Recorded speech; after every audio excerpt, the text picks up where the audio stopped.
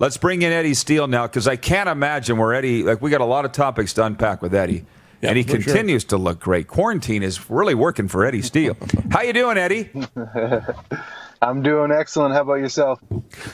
Well, listen, we're fine here. We've always been fine here, but I'm not a student athlete. I'm not an Edmonton Eskimo alum. So I'm just kind of watching all the stories and just kind of seeing how you guys are doing with it.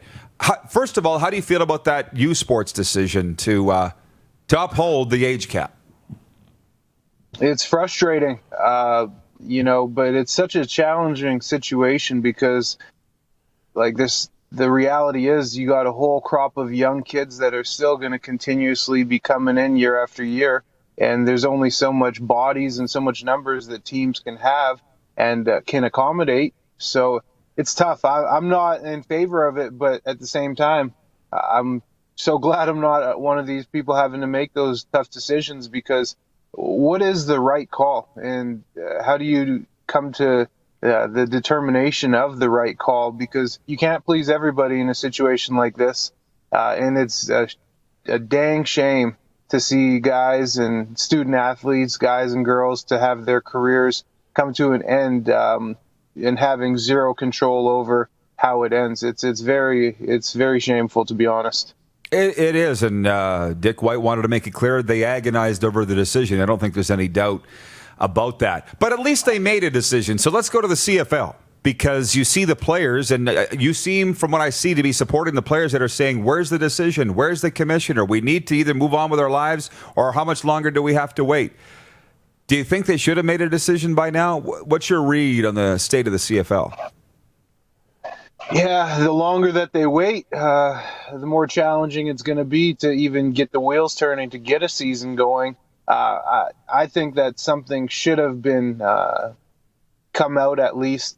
I don't know what it would be, but there should be a statement that has come out. Either we are going to move forward or we're not. I know they're constantly, kicking the tires at the hub city models and things like that.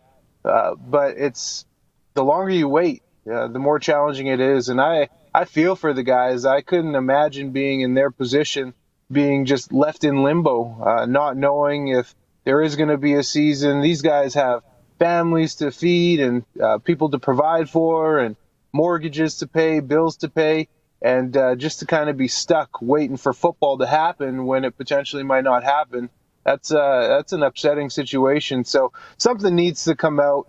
I don't know if commissioner in the league has handled this as accordingly as he should have, and as appropriately as he should have, especially when you look at some other leagues that are moving ahead and kind of pulling the trigger on some things. So yeah, I know they have not come out and said that we're not having football, but the only news we do have is he came out and said we're not having football until at least September, and there's still a lot left there. Of course, and we love your opinion, so I want yours on this. Let's just say they play. It'll be difficult, but I think it's doable. The 6-game Hub City scenario. Doug Brown and Avi Khan have both said, hey, just take a knee, and let's come back in 2021. Some people think 6 games are a joke and shouldn't even count. I'm not one of them. But where are you on? And A, think about playing in it. What would be your thoughts on that? And B, just a 6-game model. Is it worthwhile to you? Well, in reality, man, let's get to the nitty-gritty here, and let's talk about finances. Guys aren't being compensated very mightily in the CFL compared to other pro leagues. I think we all know that. So to come in, to leave your family, to leave a potential work opportunity that you have, to get your six weeks of pay that would be prorated on your contract, is it really worth it for American guys to come up, to get a prorated 6 weeks of pay, and then have that get docked by how crappy our dollar is to have to bring that money back home to the States? I can't see it being worth it for a lot of guys. But then the flip side is some guys, maybe they don't have work opportunities, so they really would be dependent on that money. So you know what? If it's going to be a 6-game schedule, I wouldn't want to do it, to be honest.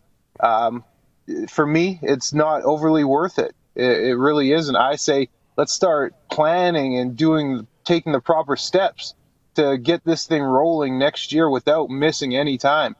say COVID lasts all into next year, into next summer, well, let's take the appropriate measures and have everything strategically planned out so we actually can go ahead with this, and we can have all our T's crossed, our I's dotted, just worst case scenario, and be prepared to move forward with it. Eddie, John Lynch here. Do you think the guys will do this and have them be prepared? I'm with you. They should have done something by now. I can't believe what they're thinking about this future thing. I see it as a stalling tactic. I'm disappointed with the commissioner, but you've suggested what they should do. Do you think they will do something in this next couple of days? I mean, we all have heard what is the date? July 23rd or July 24th is when there's going to be a decision or something like that. I don't personally, and I don't want to sound like I'm against the players or anything, but man, these guys, I don't think they should. I think these guys, the players, they got to focus their attention somewhere else and to, try and gain some revenue in some other avenue of their life. Because if you're just going to be waiting around for the football league to start up, well, the football league ain't waiting for you. And like I said, the bills don't stop. Mouths need to be fed, and you gotta kind of move on. I see a lot of guys on Twitter, and Willie J just put something out recently. What's going on? Is there going to be a season? And some of the comments back to him were like, "Just bro, move on. There's no season this year, and you can't just stay waiting for a football season to start." We're now into mid-July almost, would have been, week 6. I don't foresee anything happening, as they said, at least until September. And even at that, there's no plan, there's no talks. You look at the NBA, you look at the NHL. I mean, they've been in talks to get this hub city model going for months now. And here we are, mid-July almost, and we haven't even begun to really talk about what's going to go on come September or come October if you want a 6-game schedule. So it's tough, man. It's a tough position to be in for the players. I feel for them. Yeah, Eddie, you make so much sense with what you say. And I hope that continues with this question. My last one. The Edmonton Eskimos. Your thoughts on the fire that they find themselves under right now? Yeah, it's did you happen to catch what Jordan Tutu put out? Oh, yeah, absolutely. I liked it. Yeah, me too. I did too.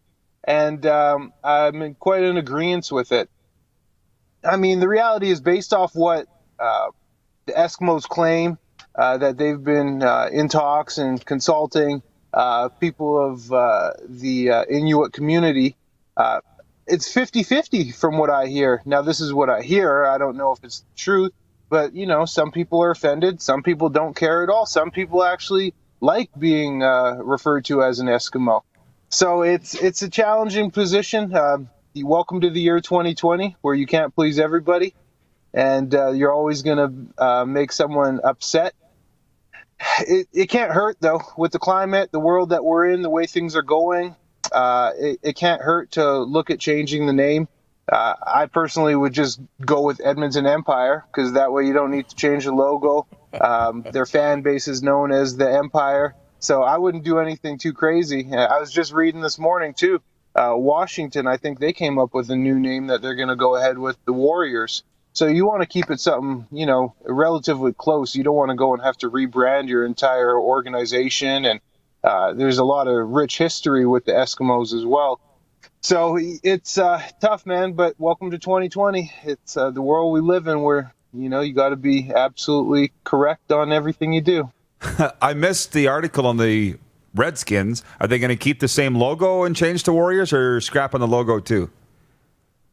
I imagine they would have to change the logo to a degree, because it's if we're talking about the whole issue, their logos could be pretty offensive, but I didn't see. Yeah, absolutely. Well, I'll say this. It's the report I got from a very solid Edmonton source, and you actually know him, said he believes the Eskimos will change their name, and it's not because of what the Inuit people are saying. It's because of sponsor pressure. That was right. Yeah, so do you have thoughts on that? Well, I mean, money talks. Money talks. Just like the Redskins, I mean, they're being pressured because FedEx, That's one of their title sponsors. And if people are threatening to pull finances, man, you better jump through hoops to maintain that relationship, because it comes all down to the almighty dollar. No kidding. Eddie, this has been awesome, man. Good to see you as always. Appreciate you. Hope you're doing well up there, and let's do it again soon. I appreciate that. I do want to end by saying, though, you said Grey Cup champion from the University of Manitoba Bison. Vanier Cup champion too, well. Of course. Two rings. I got you. Yeah. Thank you, Eddie. Thanks, Rod. Take care, guys. You too. Eddie Steele joining us from the City of Champions. They always got to get that in there. My bad. I should have said Vanier Cup too. That is a decorated football career there. Yep. That's a decorated guy. A good guy, a real good guy, too. Oh, the best. Too bad he's not here. And I do, with the Riders, he would agree on that. But you know what? Eddie went out on his own terms. Sure. And did. Guy's got a lot to be grateful for. Sure has. You're watching Rod Pedersen On Demand. For more of The Rod Pedersen Show, visit rodpedersen.com or follow Rod Pedersen on social media.